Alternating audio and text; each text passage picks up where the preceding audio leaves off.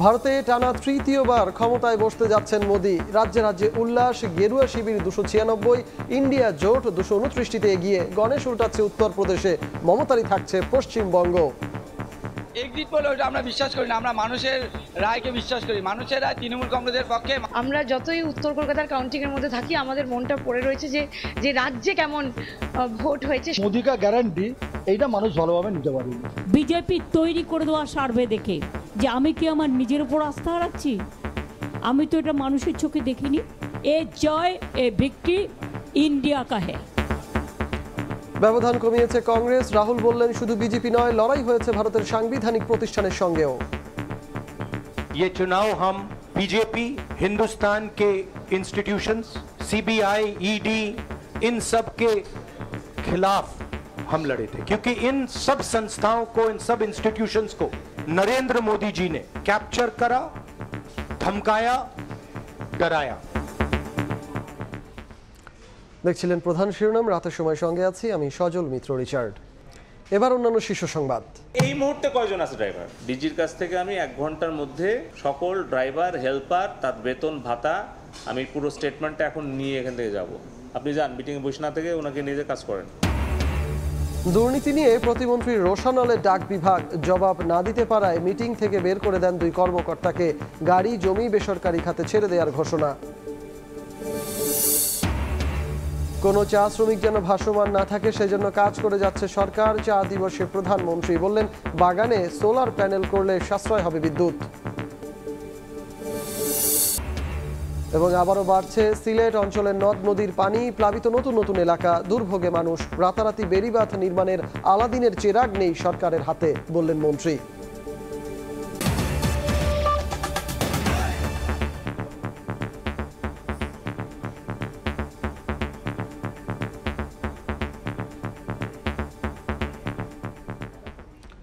ভারতে টানা তৃতীয়বার ক্ষমতায় বসতে যাচ্ছেন নরেন্দ্র মোদী। রাজ্যে রাজ্যে চলছে উল্লাস। প্রাথমিক ফলাফলে গেরুয়া শিবির 292টিতে, ইন্ডিয়া জোট 232টিতে এগিয়ে। আর মমতার তৃণমূলই থাকছে পশ্চিমবঙ্গে। টানা তৃতীয়বারের মতো বিজেপির ওপর আস্থা রাখায় জনগণকে ধন্যবাদ জানিয়েছেন নরেন্দ্র মোদী। অন্যদিকে নির্বাচনের মাধ্যমে মোদীর নৈতিক পরাজয় হয়েছে বলে দাবি করেছে রাহুল গান্ধীর কংগ্রেস।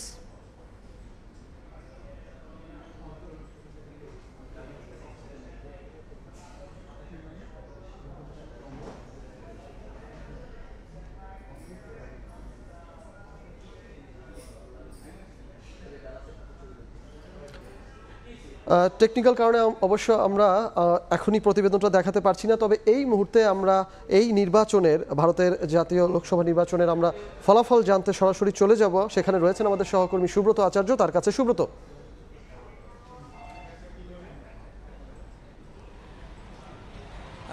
আমি পশ্চিমবঙ্গের নিশ্চয়ই পশ্চিমবঙ্গের তথ্য বা পশ্চিমবঙ্গের রাজনৈতিক অবস্থা, এই ভোটের ফল নিয়ে সেটা বলবো। তার আগে বলি যে এই মুহূর্তে দিল্লিতে বিজেপি সদর দপ্তরে প্রধানমন্ত্রী নরেন্দ্র মোদী, দলটির শীর্ষ নেতা জেপি নাড্ডা, স্বরাষ্ট্রমন্ত্রী অমিত শাহ সহ শীর্ষ কয়েকজন নেতৃত্ব সেখানে রয়েছেন। এবং আমরা যতটা জানতে পেরেছি যে এই মুহূর্তে জেপি নাড্ডা তিনি দলীয় কর্মী, সমর্থক এবং দেশবাসীর উদ্দেশ্যে কথা বলছেন। তার আগে আপনাকে বলি যে এই যে প্রধানমন্ত্রী আজকে যে তার যে দলীয় কার্যালয়ে যে সভা করছেন অথবা এই বিজয়কে স্বাগত জানাচ্ছেন, তো তার আগে কিন্তু আমরা দেখেছি বিকেলবেলা কংগ্রেসের পক্ষ থেকেও মল্লিকার্জুন খার্গে, সোনিয়া গান্ধী এবং রাহুল গান্ধী সাংবাদিক বৈঠক করেন এবং তাদের দেশবাসী যে তাদের উপর আস্থা রেখেছে সেই আস্থার বিষয়ে দেশবাসীর কাছে কৃতজ্ঞতা জানান এবং আরেঠারে রাজনৈতিক অবস্থা কি হবে আগামী কয়েকদিনের মধ্যে সেটা তিনি ইঙ্গিত দেন। একই সঙ্গে রাহুল গান্ধী এবং তার মা সোনিয়া গান্ধী এবং মল্লিকার্জুন খার্গে তারা যখন এক সারিতে বসে সাংবাদিক বৈঠক করছিলেন, ঠিক তো তখনই আমরা দেখেছি, আমি যেখানে এই মুহূর্তে দাঁড়িয়ে রয়েছি কালীঘাটে, আপনি জানেন যে মুখ্যমন্ত্রী বাড়ি, এই দুটো বিল্ডিং পরেই কালীঘাটে তখন অভিষেক বন্দ্যোপাধ্যায়কে পাশে নিয়ে পশ্চিমবঙ্গের মুখ্যমন্ত্রী তথা তৃণমূল কংগ্রেসের সর্বভারতীয় সভানেত্রী মমতা বন্দ্যোপাধ্যায় সাংবাদিক বৈঠক করেন এবং তিনি কিন্তু আজকের যে সাংবাদিক বৈঠকে তার যে অভিব্যক্তি, তার যে বডি ল্যাঙ্গুয়েজ, সেখানে পরিষ্কার যে তিনি যে কনফিডেন্টই নয়, ওভার কনফিডেন্ট। বাংলার মানুষ যে তাকে ঢেলে দিয়েছে দুহাত দিয়ে এবং এই ঢেলে দেওয়ার জন্য যে মোদির বিরুদ্ধে একটা কড়া জবাব দেওয়া গেছে এবং সেটা যে মমতা বন্দ্যোপাধ্যায়ের পক্ষেই গেছে, সেটি কিন্তু তিনি রাগঢাক করে আর বলেননি, পরিষ্কারই বলেছেন। তিনি বলেছেন যে বিজেপি এককভাবে সংখ্যাগরিষ্ঠতা পায়নি। গতবার জানেন 2019 সালে 303 আসন পেয়েছিল, একক সংখ্যাগরিষ্ঠতা পেয়েছিল। এনডিএ মিলে বিজেপি 352 আসন পেয়েছিল, সেখানে বিজেপি এককভাবে মাত্র 240টি আসন পেয়েছে। আপনারা জানেন যে ভারতে 543 আসনের মধ্যে সরকার গঠন করতে হলে কোনো দল বা জোটকে ন্যূনতম 272 আসন লাগে। বিজেপি কিন্তু একক সংখ্যাগরিষ্ঠতা নেই।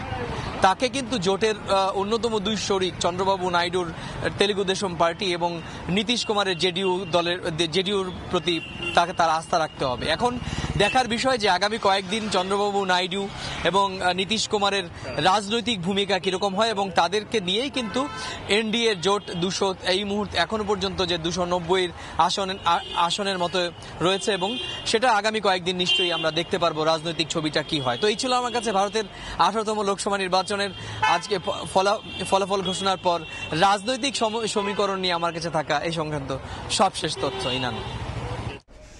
ভারতের কলকাতা থেকে আমাদের সঙ্গে যুক্ত হয়েছিলেন সহকর্মী সুব্রত আচার্য। তিনি ভারতের জাতীয় নির্বাচনের সবশেষ খবরাখবর জানাচ্ছিলেন আমাদেরকে। এই মুহূর্তে এই নির্বাচনের ফলাফল নিয়ে আলোচনার জন্য আজ স্টুডিওতে উপস্থিত আছেন আমাদের সহকর্মী ওমর ইনান। আমরা সরাসরি চলে যাব তার কাছে। ইনান, আপনাকে স্বাগত। ধন্যবাদ রিচার্ড। ইনান, আসলে আমি প্রথমে যেটি জানতে চাই সেটি হচ্ছে গিয়ে এখন পর্যন্ত পরিসংখ্যান কি বলছে, কোন দিকে আগাচ্ছে, এই বিষয়ে যদি কোনো প্রতিবেদন আপনার কাছে থেকে থাকে সেটি যদি আপনি দেখাতে পারেন, তারপরে আপনার সাথে আসলে আলোচনা। আপনাকে ধন্যবাদ। এবং শুরুতে যদি বলি যে এই নির্বাচনটি বুথ ফেরত জরিপে যেমনটা বলা হয়েছিল তেমন কিন্তু হচ্ছে না এবং প্রথমত আমরা বলতে পারি যে আভাস ছিল সেটি আসলে উল্টে পাল্টে যাচ্ছে। এবং সবাইকে জানিয়ে রাখি যে লোকসভা নির্বাচন 2024 সালে যেটি অনুষ্ঠিত হলো এবং ফলাফলে মোদি আবারও ক্ষমতায় আসতে যাচ্ছে বলে পূর্বাভাস মিলেছে এবং বুথ ফেরত জরিপের পর সরকারি যেই প্রতিবেদনগুলো আসছে, রিপোর্টগুলো আসছে, ফলাফলে তাই জানা যাচ্ছে এবং এ নিয়ে আমাদের হাতে একটি রিপোর্ট আছে। আগে আমরা সেটি দেখে আসি।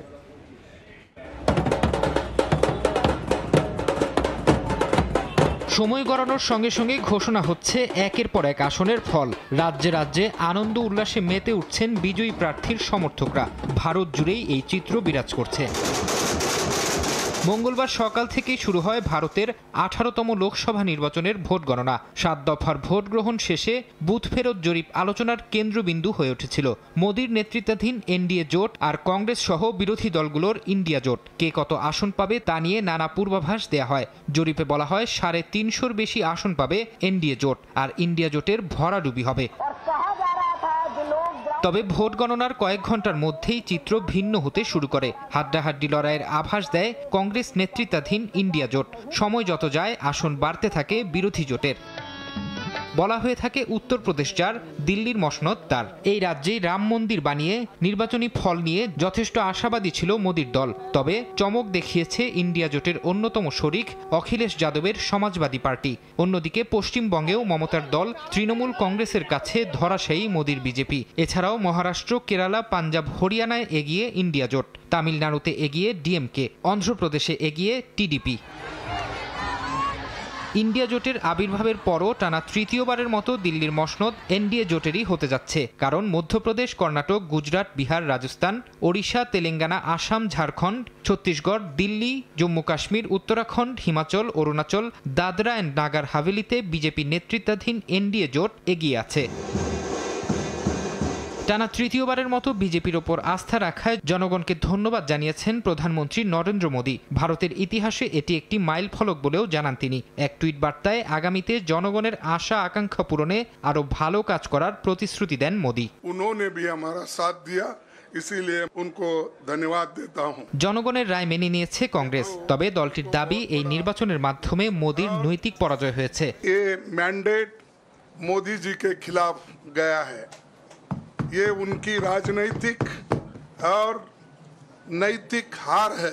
ये चुनाव हम बीजेपी, हिंदुस्तान के इंस्टीट्यूशंस, सीबीआई, ईडी, इन सब के खिलाफ हम लड़े थे, क्योंकि इन सब संस्थाओं को, इन सब इंस्टीट्यूशंस को नरेंद्र मोदी जी ने कैप्चर करा, धमकाया, डराया। 543 আসনের লোকসভায় সরকার গঠনের জন্য দরকার 272টি আসন। এরই মধ্যে মোদির নেতৃত্বাধীন এনডিএ জোট 290টির বেশি আসনে এগিয়ে রয়েছে। আর ইন্ডিয়া জোটও ভালো আসন পাওয়ায় শক্তিশালী বিরোধী দলের ভূমিকায় পার্লামেন্টে থাকতে যাচ্ছে বলেই মত বিশ্লেষকদের। এর আগে 2019 সালের নির্বাচনে এনডিএ জোট 352 আসনে বিজয়ী হয়। বিপরীতে ইউপিএ জোটের আসন ছিল 91টি। ফরহাদ চৌধুরী, সময় সংবাদ। রিচার্ড, হ্যাঁ, আমরা অবশ্য প্রতিবেদনটি দেখছিলাম।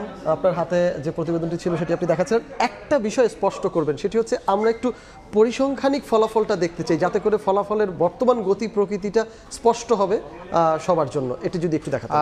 পরিসংখ্যান যেদিকে যাব তার আগে জানিয়ে রাখি যে এখন পর্যন্ত সবগুলো আসনের ফলাফল প্রকাশিত হয়নি।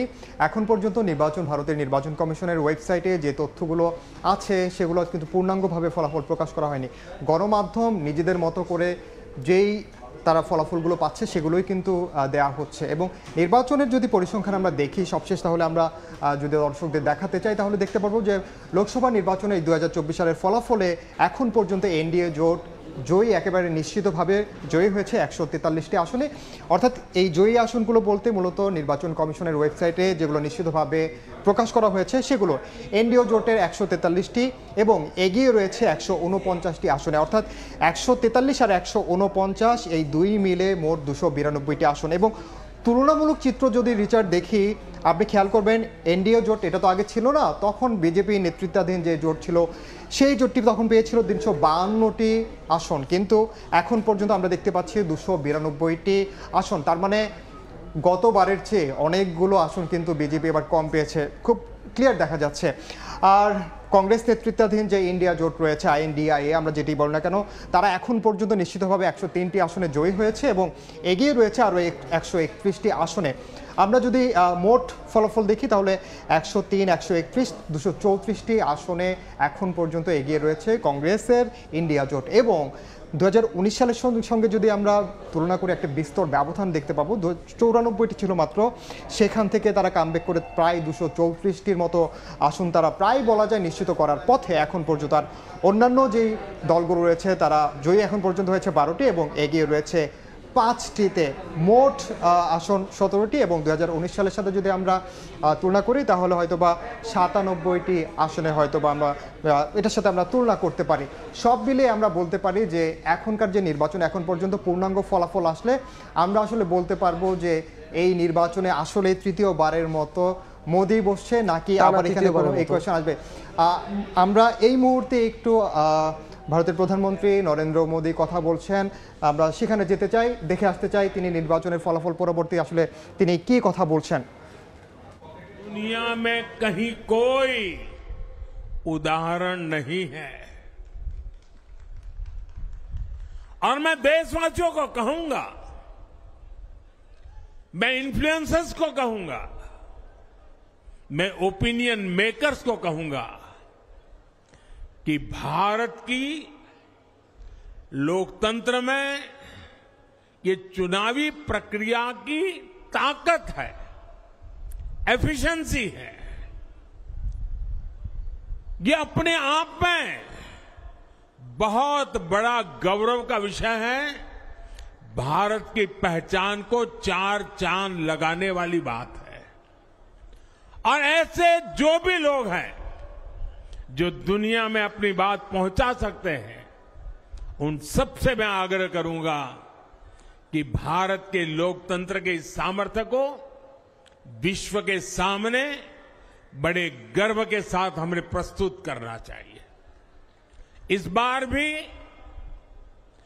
भारत में जितने लोगों ने मतदान किया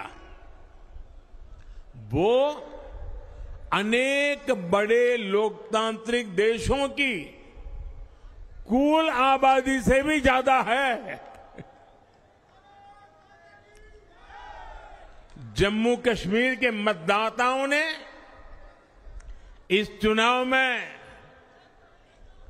रिकॉर्ड वोटिंग कर अभूतपूर्व उत्साह दिखाया है और दुनिया भर में भारत को बदनाम करने वाली जो ताकतें हैं उनको आईना दिखा दिया है। मैं देश के हर मतदाता को, जनता जनार्दन को विजय के इस पावन पर्व पर आदरपूर्वक नमन करता हूं। मैं देश भर के सभी दलों, सभी उम्मीदवारों का भी अभिनंदन करता हूं। सभी की सक्रिय भागीदारी के बिना लोकतंत्र की ये विराट सफलता संभव नहीं थी। भाजपा के, एनडीए के हर कार्यकर्ता साथी को भी मैं हृदय से धन्यवाद करता हूं।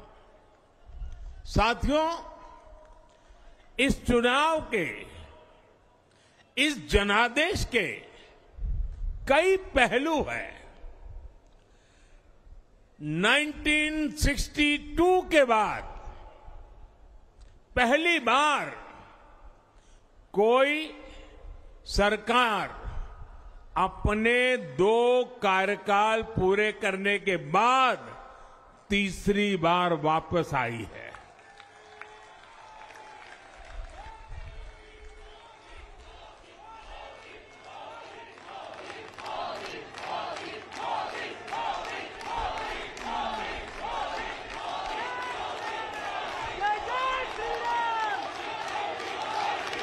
राज्यों में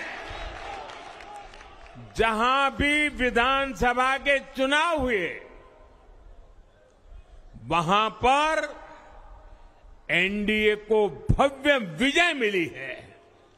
चाहे वो अरुणाचल प्रदेश हो, आंध्र प्रदेश हो, उड़ीसा हो या फिर सिक्किम। और इन राज्यों में कांग्रेस का सुपड़ा साफ हो गया है।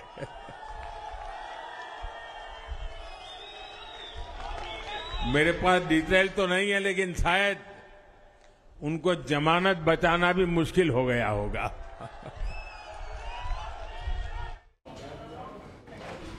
এতক্ষণ সরাসরি কথা বলছিলেন প্রধানমন্ত্রী নরেন্দ্র মোদী। আমরা সরাসরি যুক্ত ছিলাম সেখানে। নরেন্দ্র মোদীর বক্তব্য সরাসরি দেখতে ভিজিট করুন সময় টিভির ফেসবুক পেজে। রিচার্ড, যেমনটি প্রধানমন্ত্রী নরেন্দ্র মোদী বলছিলেন যে টানা 2টো মেয়াদ একেবারে পূর্ণ করেছে, পূর্ণ করে ইতিহাস গড়ে নতুন করে আবার টানা তৃতীয় মেয়াদে ক্ষমতায় আসতে যাচ্ছে নরেন্দ্র মোদীর দল বিজেপি কিংবা তার নেতৃত্বাধীন যে এনডিএ জোট। তেমনটি তিনি বলছিলেন। শুধুমাত্র নরেন্দ্র মোদী যেমন এমনটা বলছেন, তেমনি আবার মমতা বন্দ্যোপাধ্যায় বলেছেন যে এই নির্বাচনের মধ্য দিয়ে ভারতের যে বিজেপি তাদের যে নৈতিক যেই অধিকার, নৈতিক স্থলন হয়েছে বলে মন্তব্য করেছেন।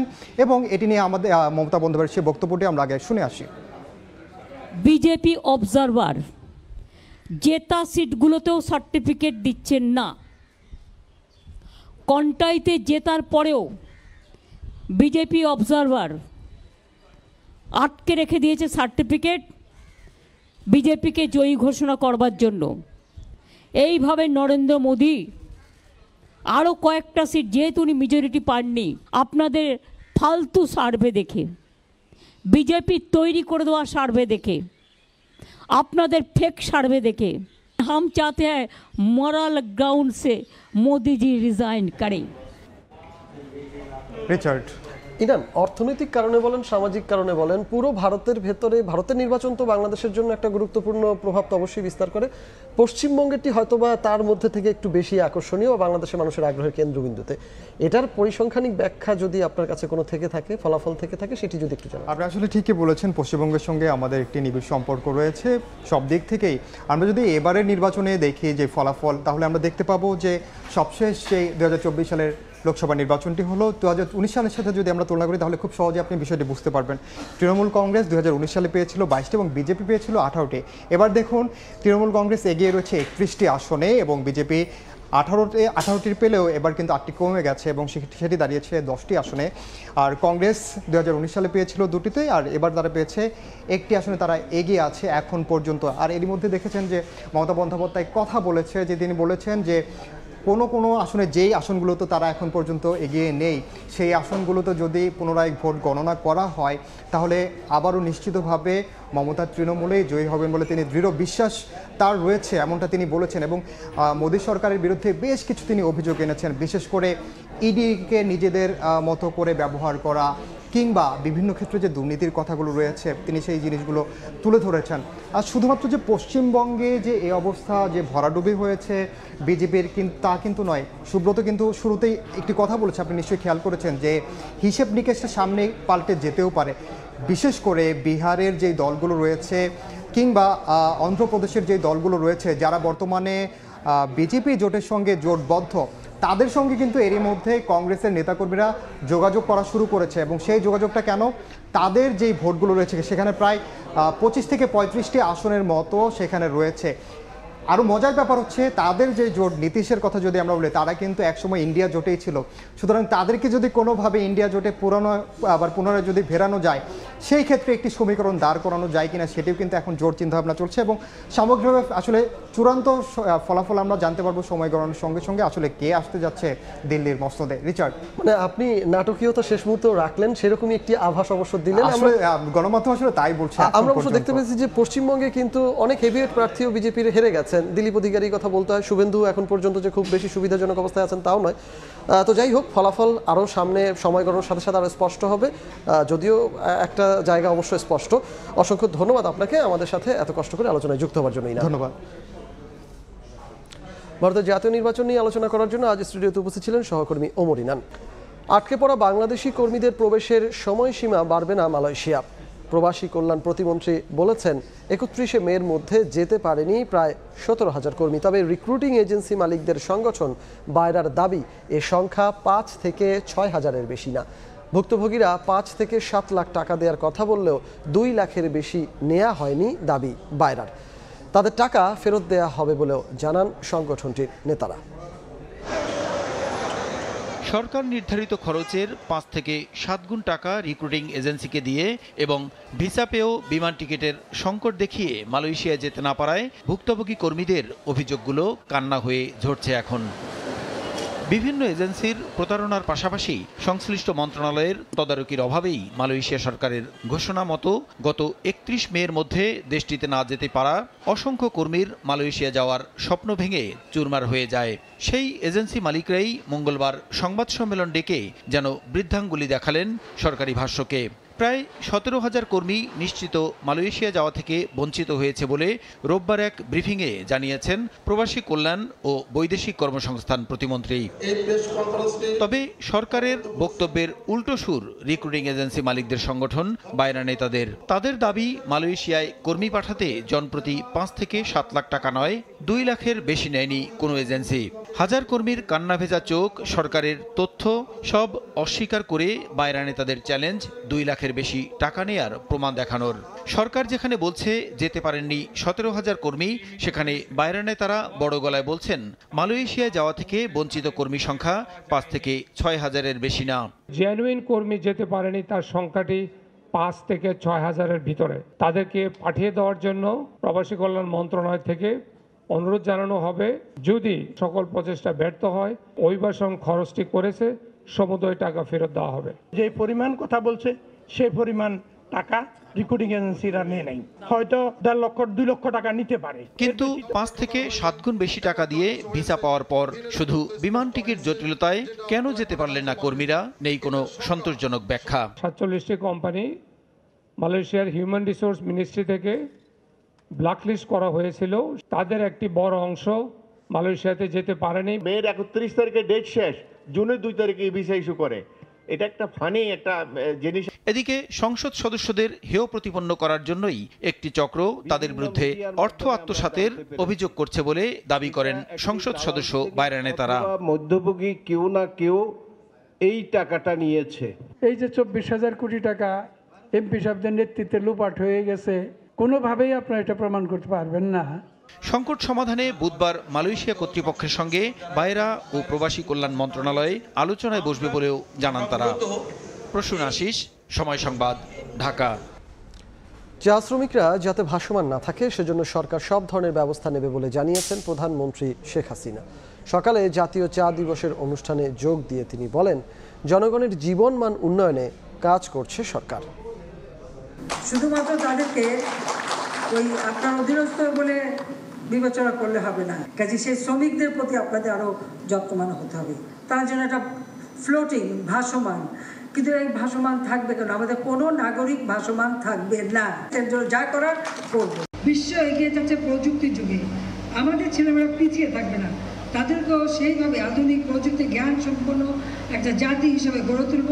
আজকে যারা শিশু তারাই হবে 41-এর ভবিষ্যৎ। ঈদ উপলক্ষে নতুন করে সাজছে বিপণী বিতান। ঈদ উল ফিতরের মতো জাঁকজমক না হলেও উৎসবের আমেজে কমতি নেই। আনন্দ বাড়িয়ে দিতে ক্রেতাদের জন্য বিকাশের ক্যাশব্যাক অফার সহ বিভিন্ন পোশাকে 70% পর্যন্ত মূল্য ছাড় দিচ্ছে নামি দামি ব্র্যান্ডগুলো। বিপণী বিতানগুলোতে লেগেছে ঈদ উল আজহার আমেজ। রাজধানীতে পোশাক কেনাকাটায় চলছে মূল্য ছাড়ের ছড়াছড়ি।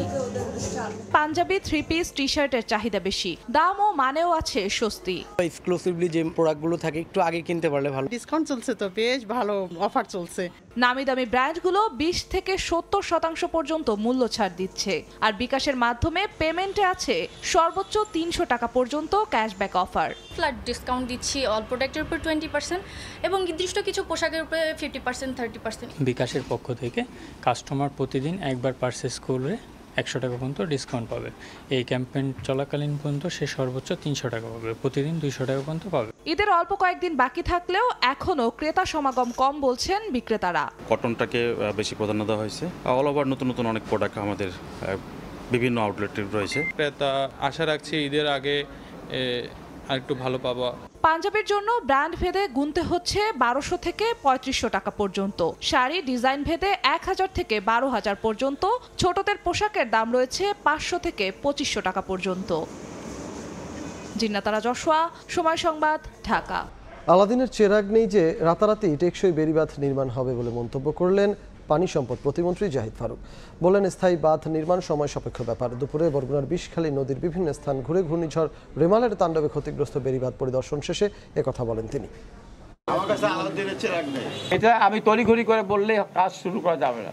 জিনতলা এলাকাতে আমরা অলরেডি সিদ্ধান্ত দিয়ে দিয়েছি, সেখানে একটা স্থায়ী প্রতিরক্ষা বাঁধ 3.5 কিলোমিটার একটা বাঁধ হবে এবং অন্যান্য যে সমস্ত জায়গায় নদী ভাঙন আছে এগুলো আমি বলেছি, নির্দেশনা দিয়েছি আমার প্রধান প্রকৌশলীকে এবং নির্বাহী প্রকৌশলী, তারা আবার এসে ওই এলাকাগুলো আবার পরিদর্শন করে কি ধরনের ব্যবস্থা নেওয়া প্রয়োজন আমাকে জানালে পরে আমরা এগুলো ব্যবস্থা গ্রহণ করব। বাজেট ঘোষণার আগে লাগামহীন মূল্যস্ফীতি পরিস্থিতি। বাংলাদেশ পরিসংখ্যান ব্যুরো বলছে 5 মাস পর আবারও খাদ্যের মূল্যস্ফীতি ঠেকেছে 10.76%। মাত্র দুদিন পরেই ঘোষণা হতে যাচ্ছে 2024-25 অর্থ বছরের জাতীয় বাজেট, যেখানে নিত্য পণ্যের বাজারে স্বস্তি ফেরানোর প্রতিচ্ছবি দেখতে চান সাধারণ মানুষ। 2-3 দিন বা 4 দিন পরে বাজারে আসলে দেখা গেছে আবার দেখি দ্বিগুণ হয়ে গেছে। সাধারণ মানুষের প্রত্যাশা পূরণ হবে কিনা তা জানতে অপেক্ষা করতে হলেও এরই মধ্যে তাদের আশা ভঙ্গের খবর দিয়েছে বাংলাদেশ পরিসংখ্যান ব্যুরো BBS। সোমবার প্রকাশিত তথ্যে সংস্থাটি জানিয়েছে, সদ্য সমাপ্ত মে মাসে বাঁধ ভাঙা সাধারণ মূল্যস্ফীতি ঠেকেছে 9.89%। অর্থনীতিবিদরা বলছেন, একদিকে উচ্চ প্রবৃদ্ধির লক্ষ্যমাত্রা, অন্যদিকে ডলার সংকটে আমদানি সংকোচন, যা লাগামহীন করেছে মূল্যস্ফীতির পাগলা ঘোড়াকে। এত বড় প্রবৃদ্ধির হার রাখবো, আবার আমি মূল্যস্ফীতি কমায় নিয়ে আসবো, কিভাবে সম্ভব? আবার যেখানে আমি দেখতেছি রিজার্ভ ধরে রাখার জন্য আমি পর্যাপ্ত আমদানি করতে পারছি না, উৎপাদনের জন্য পর্যাপ্ত আমদানি করতে পারছি না ভোগের জন্য, এবং সেজন্য আমি দ্রব্যমূল্যের একটা আপওয়ার্ড প্রেসার আমি দেখতে পাচ্ছি। BBS এর সর্বশেষ তথ্য, শহরের তুলনায় গ্রামে মানুষের নিত্যদিনের প্রয়োজন মেটাতে বেশি অর্থ ব্যয় করতে হয়েছে। জিন্নাতারা জশোয়া, সময় সংবাদ, ঢাকা। এই পর্যায়ে শীর্ষ সংবাদগুলো জানিয়ে দিচ্ছি আরেকবার। ভারতে টানা তৃতীয়বার ক্ষমতায় বসছেন মোদি, পশ্চিমবঙ্গ মমতারই। ব্যবধান কমিয়েছে কংগ্রেস। রাহুল বললেন, শুধু বিজেপি নয়, লড়াই হয়েছে সাংবিধানিক প্রতিষ্ঠানের সঙ্গেও। এবং আটকে পড়া বাংলাদেশিদের আর নেবে না মালয়েশিয়া। কর্মী সংখ্যা নিয়ে মিথ্যাচার, সরকারের দাবি 17,000, 5 থেকে 6 বলছে বায়রা। 5 লাখ টাকা করে নেয়ার অভিযোগও অস্বীকার। এই ছিল রাতের সময়। এরপর দেখবেন সম্পাদকীয়। সঙ্গে থাকুন সময়ের।